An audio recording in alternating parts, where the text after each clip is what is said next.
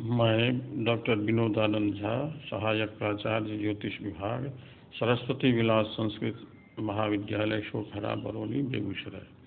अभी मैं मुहूर्त चिंतामणि पढ़ाने जा रहा हूँ। मुहूर्त चिंतामणि उपशास्त्री कक्षा में पढ़ाई जाती है। तो मुहूर्त चिंतामणि के ग्रंथकार आचार्य रामदैवज्ञ हैं। रामदैवज्ञ इस ग्रंथ के रचनाकार हैं। अभी मैं व्रतबंध मतलब उपनयन मुहूर्त को पढ़ाने जा रहा हूँ। तो उपनयन में सबसे पहले गुरु शुद्धि देखी जाती है। जब समय शुद्ध रहता है तो शुद्ध समय में उपनयन किया जाता है। तो उसमें सबसे पहले गुरु शुद्धि देखी जाती है। तो गुरु शुद्धि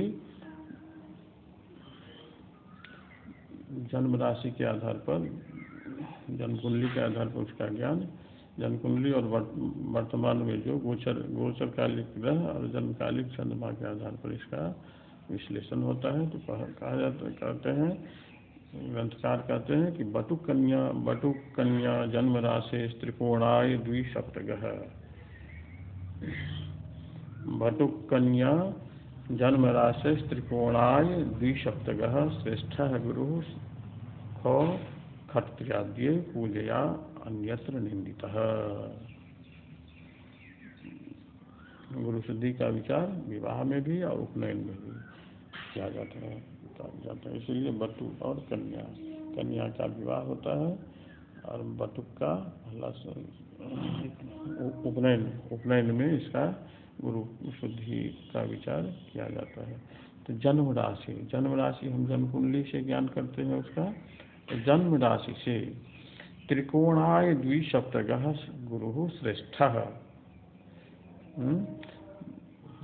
बालक के जन्म राशि से या बालिका की जन्म राशि से त्रिकोणाय द्विसप्तगः, त्रिकोण हुआ पंचम नवम, आय हुआ एकादश, द्वि हुआ दूसरा, सातवां। मतलब जन्म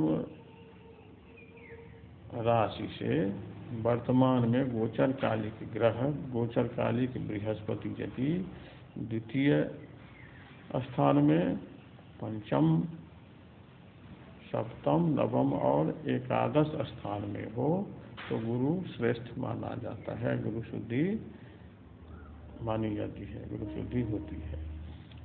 खो खट त्रयाद्ये पूजया।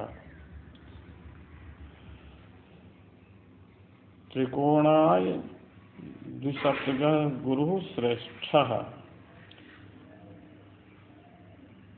तो जन्मकालिक चंद्रमा से द्वितीय, पंचम, सप्तम, नवम और एकादश स्थान में यदि वर्तमान में गोचर काल में बृहस्पति की उपस्थिति रहती है तो गुरु शुद्धि होती है। गुरु शुद्धि हम मानते हैं, समझते हैं कि अमुक बालक का गुरु शुद्धि हो गई। इसमें उपनयन किया जा सकता है, उपनयन जन्म मुहूर्त देखा जा सकता है।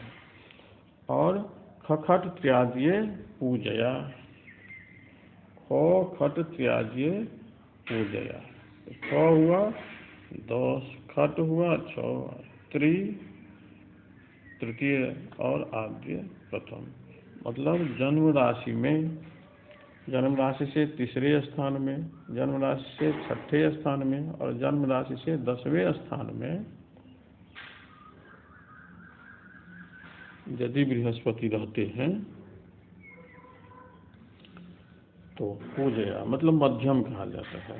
उसका पूजन करके, शांति करके उपनयन किया जा सकता है। और अन्यत्र, इससे अतिरिक्त स्थान में यदि बृहस्पति की उपस्थिति रहती है जन्म काल से, जन्म राशि से, इससे अतिरिक्त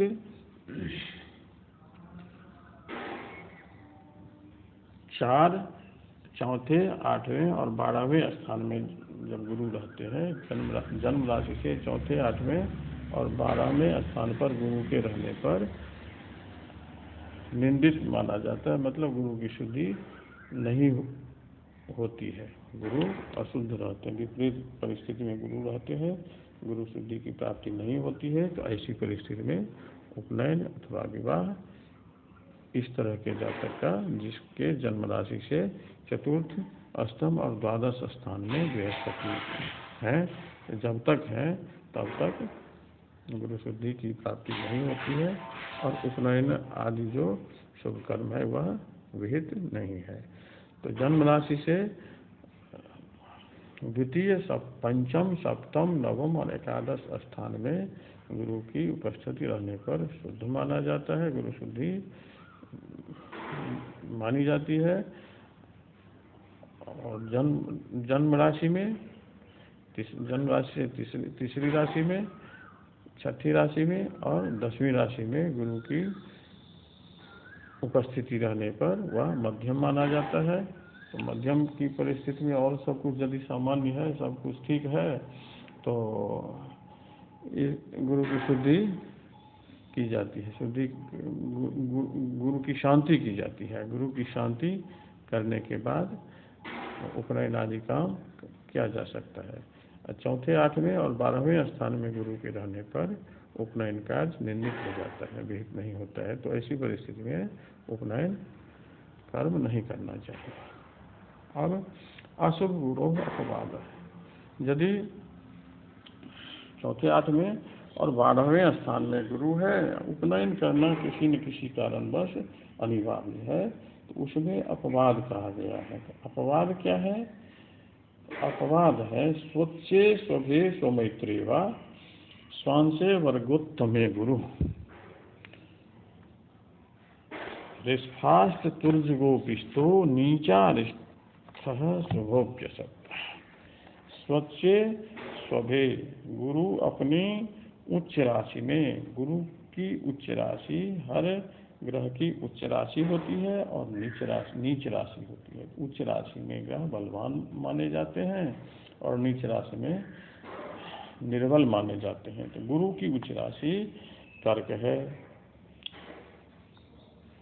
और स्वच्छ यह हुआ, स्वभे हुआ अपनी राशि। तो बृहस्पति की गुरु की अपनी राशि धनु और मीन है, अपना घर उनका धनु और मीन राशि है।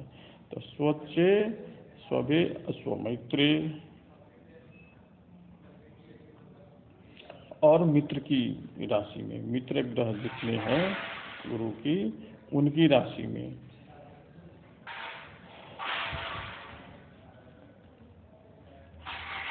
और किसी भी राशि में हो लेकिन वह अपने दवांश में हो उस परिस्थिति में, और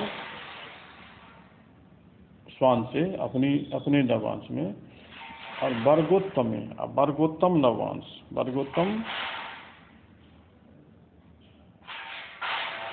नवांश होता है। किसी भी राशि में रहने पर उसी ग्रह का नवांश हो तो वह वर्गोत्तम नवांश कहलाता है। तो वर्गोत्तम नवांश में यदि बृहस्पति हो, इन चारों परिस्थिति में से किसी एक परिस्थिति में हो तो कहता है कि रिस्फास्ट तुर्ज गोपिष्टो, रिस्फास्ट तुर्ज गोपिष्टो नीचारिष्ठ शुभोप्यसत्। तो ऐसी परिस्थिति में यदि बृहस्पति अपनी उच्च राशि में हो, अपनी राशि में हो, अथवा अपने मित्र ग्रह की राशि में हो, अथवा अपने नवांश में हो, अथवा वर्गोत्तम नवांश में हो, तो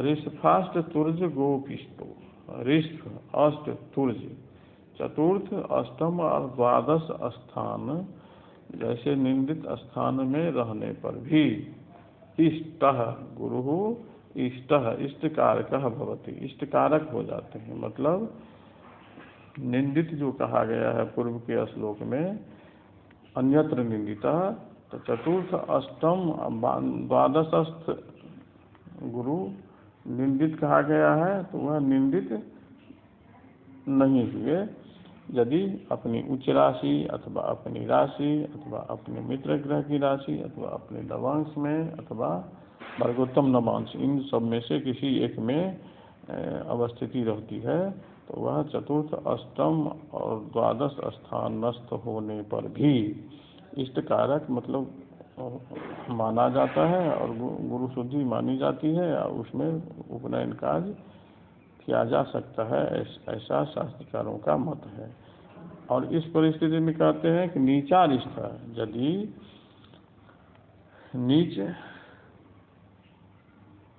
नीचा रिश्ता नीच राशि में है, गुरु उच्च होते हैं कर्क में और नीच होते हैं उससे उच्च राशि से 7वीं राशि मकर में। तो नीच राशि में हो अर्थात मकर में हो, शत्रु ग्रह की राशि में हो, तो कहता है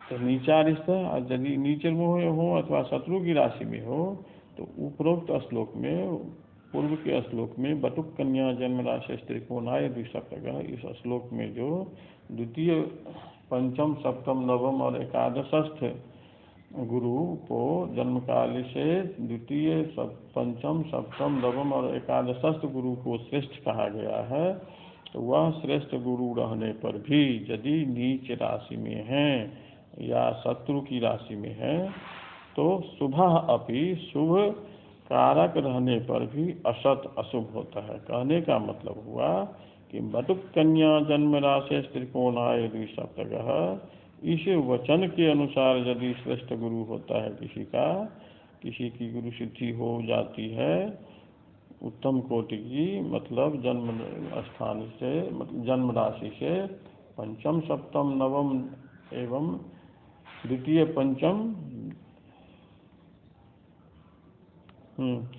त्रिकोणाय द्विसप्तकः, द्वितीय पंचम सप्तम नवम एवं एकादश स्थान में गुरु रहने पर श्रेष्ठ कहा गया है। श्रेष्ठ गुरु मतलब गुरु शुद्धि उत्तम कोटि की हुई, तो ऐसी स्थिति में उपनयन करना चाहिए। लेकिन यदि वह गुरु श्रेष्ठ गुरु अपनी नीच राशि में है, नीचाभिलाषी है या शत्रु राशि में है तो शुभ रहने पर भी, शुभ कारक रहने पर भी, श्रेष्ठ रहने पर भी असत अशुभ हो जाता है। तो नीचा अरिष्ट बृहस्पति के रहने पर, बृहस्पति के नीच राशि में अथवा शत्रु राशि में रहने पर, मतलब कार्यकाल में जब हम उपनयन करने जा रहे हैं उस समय में यदि बृहस्पति जन्म राशि, गोचरकालिक बृहस्पति यदि नीच राशि में है इसी जातक का, तो ऐसी स्थिति में विवाह आदि या उपनयन आदि शुभ कार्य नहीं करना चाहिए। अब कहा जाता है व्रतबंधस्य कालः। अब व्रतबंध का काल क्या है? तो विप्राणाम व्रतबंधनम निगदितम गर्भाज्जनेरवाष्टमे वर्षे वाप्यथ पंचमे क्षितिभुजाम षष्ठे तथैकादशे वैश्यानां पुनरष्टमे प्यथ पुनः स्यात् द्वादशे वर्षे द्वादशे वत्सरे काले द्विगुणे गते गदिते गौणम तदा हुः।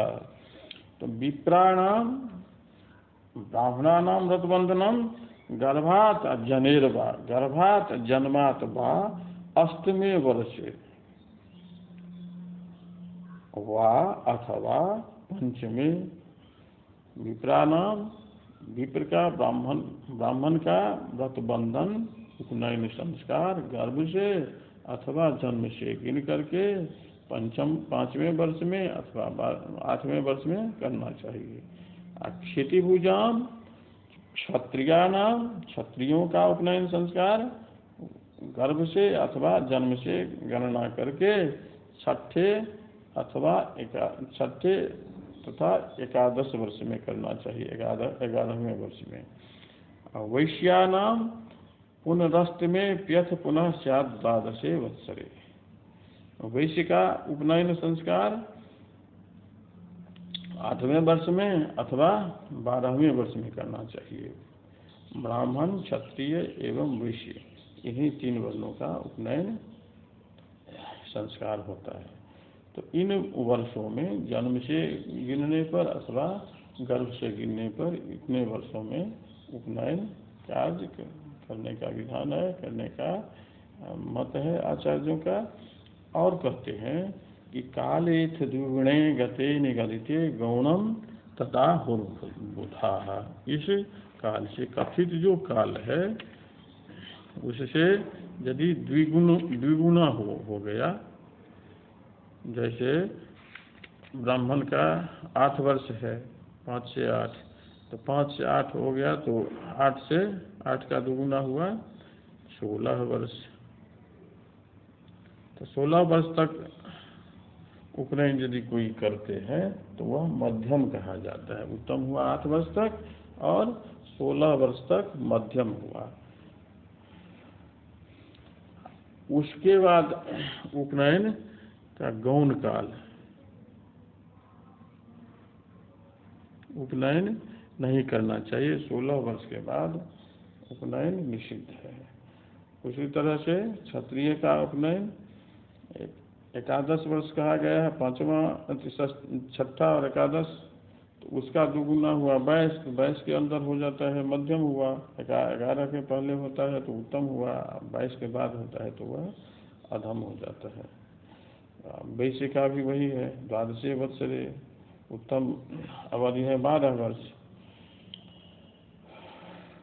8 वर्ष और 12 वर्ष। 8 वर्ष से पहले नहीं करना चाहिए, 8 से 12 तक उत्तम होता है। तो 12 से 24 जब हो जाता है तो 12 से 24 मध्यम हुआ, 24 से जो अधिक होता है तब वह गौण हो जाता है, तब वह निंदित हुआ।